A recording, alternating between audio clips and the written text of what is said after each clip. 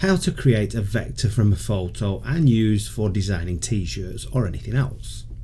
Hi guys, I'm Mark from Graphics and Tees, and in today's video what I'm going to do is I'm going to demonstrate how you can turn a standard photograph into a black and white vector that you can apply to t-shirts or any other kind of media.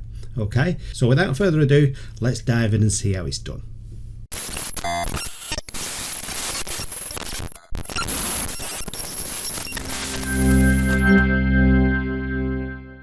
So here's a photo I've just found online just to use for this demonstration. Now, before anybody puts in the comments, oh, you should have done it this way, you can do it this way, you can do it that way. I know there's plenty other ways of doing this, but this is the way that I personally do it, okay? And you know, it may be a little bit long-winded to some people, but this is basically how I do it, because I prefer using Photoshop. But then what we'll do a little later on when I've tweaked this image is we'll jump into Adobe Illustrator just to vectorize the image, but I'll explain all this as we progress through. Okay, so let's get started. Right, so first of all what we're going to do is we're going to duplicate this image, so we'll just press Ctrl J on the keyboard like so. So we've got layer 1 above there. This is just so we don't ruin the original image. Okay, so what we want to do next is we want to go on to image, and then we want to go on to adjustment, and then go on to threshold, and you can see what this does instantly. Okay, so what you can do is when you've done the threshold, you can play with this little slider here, which will increase the detail or decrease depending on which way you slide it. So I'll just demonstrate that. So if we reduce that, you can see that you get kind of like more detail from the image, or if you go the opposite way, it kind of adds more darkness to it. But personally, I think it looks better if we reduce the slider slightly like that. Okay, so I'm going to leave that at around that point. I'm quite happy with the detail that we can see there. So we'll just click OK, and then what I'm going to do is I'm just going to move this image up just to get it into the center like so, because what I want to do is I just want to alter down here a little bit by adding white. Okay, so what we'll do now is just create another layer, and then I'm going to grab my brush, which is here, and then it's already preset up roughly the size I want. But if you need to adjust the size, just use your bracket key on the keyboard to get the suitable size. Now I'm going to use a hard edge brush, so you can see it's 100% hard, because what I want to do is just round this bottom off like so. Just want to get rid of that detail there.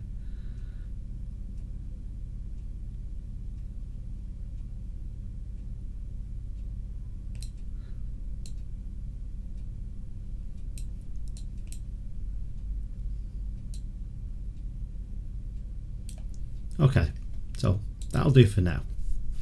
Alright, so the next step is basically to merge these two layers together. So I'm going to come over to the layers palette, just highlight both layers. I'll press my control key so I can highlight both, right click, and then merge layers. Okay, so now we've got our layer above, and that's our original image. Okay, so we're not really going to be using the original image from now on. Alright, so basically what we want to do now is we want to convert this black and white image into a vector. Now there's a couple of ways of doing this in Photoshop depending on which version you've got. I'm using CC 2019. In this particular version you can save it or export it as an SVG, which is a vector image. However, it depends if you're going to be using this with, like if you're going to be printing on a t-shirt, or you're going to be cutting this image out of vinyl. Okay, so the way I'm going to do it is as if we're going to be cutting it out of vinyl, which we need like vector edges, a cut line so to speak. So if you're using a Cricut machine, a roll and cutting machine, or a plotter, or a Graphtec plotting machine, then ideally you want to be vectorizing this properly and not so much just like an SVG. So what I'm going to do is I'm just going to demonstrate.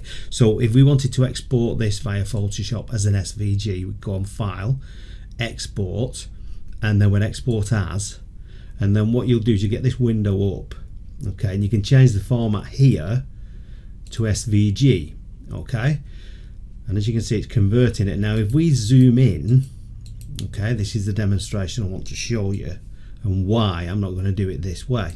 If you look closely at this edge here, you'll see that it's all very bitty, and it would be too much for a cutting plotting machine to cut all this detail out, because you've got like little fine dots, so to speak, like really minute pixels. Okay, now this is what I mean. If you are going to just print this as a vector, that's fine, you can do it like this. But because I'm going to demonstrate this as if we're going to be running it through a cutting plotter machine, then I need smoother edges than this. All right, so I'm going to cancel that. And now what we're going to do is we're going to save this. Just, you can either save it as a PNG or a JPEG. So what we'll do is we'll just save it as a JPEG. So save as, and then we'll just change this to a JPEG, like so. And I suppose we could just call it, I don't know, B and W black and white vector, and then we'll hit save. Doesn't matter on the size of the file, we'll just leave it at that, and then click OK. Okay, so what we'll do now is we'll just quickly hop over into Adobe Illustrator. Okay, so here we are in Illustrator, and the process in here is pretty straightforward. Now, when I opened the video, I did say that there's probably multiple ways of achieving the final result. Some people might be very familiar with Adobe Illustrator, and they can just bring the image, the original image, inside Adobe and just convert it all there.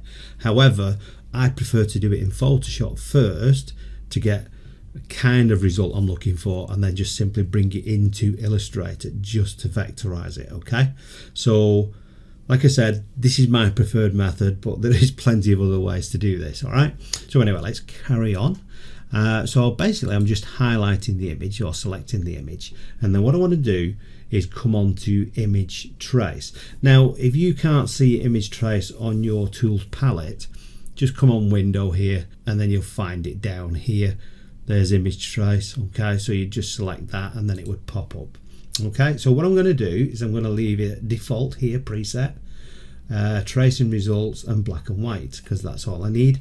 But before we continue, I just want to toggle this arrow down here, and I want to ignore white. Okay, so basically once it's been vectorized, this will just be the black image without a background. It'll be transparent on the background. All right, so what we'll do is just check the preview, and then Illustrator will vectorize it. Now you can see straight away that what we've got is we've got cleaner edges. If I just zoom in, you'll see now that the cutter will handle these edges, as opposed to if you exported it as an SVG via Photoshop. Okay, and now you can play around with the threshold, the paths, corners and noise, just to try and tweak it slightly. So if we play with the threshold a little bit, you can see what happens if I crank that up. The noise makes a difference, so if we ramp that up, you can see what you tend to do then is you tend to get even smoother edges by ramping the noise up. Okay, so depending on the image that you're actually vectorizing would depend on where your sweet spot is with these sliders here. Okay, so when we bring the noise down, we get more of the hair appearing, whereas if I crank the noise up, you'll see that a lot of the hair disappears, like so. So it is each to their own. It depends on the look you're going for. So what I'm going to do is I'm just going to bring that noise back down. Okay, and then I think all these little slithers here, so we say, they can actually be filled in. So what I'm going to do next is I'm going to expand the object here. I'm going to expand. So we'll click on that, expand, click OK, and you can see now what's happened. It's basically selected everything. Okay, so I'm just going to get rid of the border. And now what we can do, now I've expanded the image, okay, we can actually get rid of certain details if we need to. So I've just highlighted this cutout here, and I could hit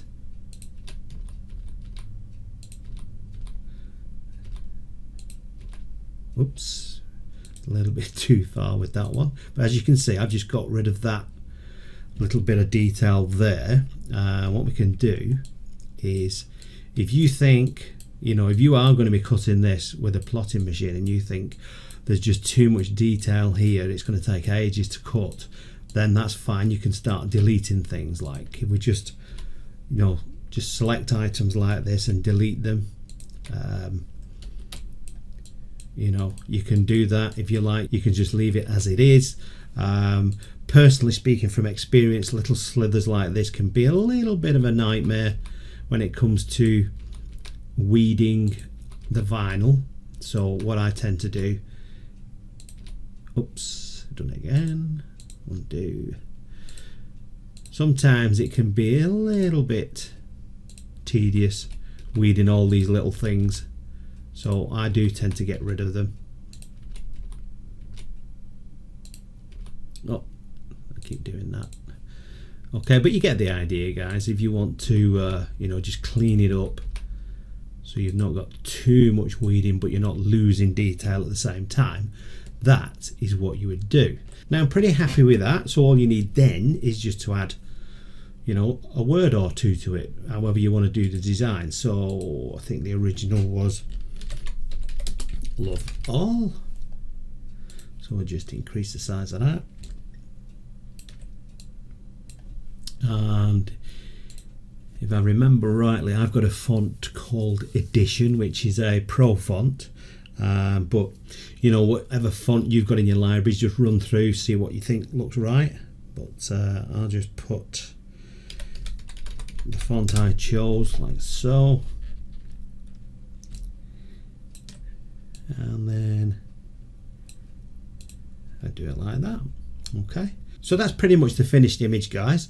Like I said, this is all vectorized now and can be cut on a plotting machine, so you can print this onto t-shirts or any media you want. This can go onto mugs or anything, but the reason this is versatile is because we've vectorized it with a smooth edge, so you can actually cut this out of vinyl or you can print it via sublimation. Alright guys, so hopefully you've enjoyed this video.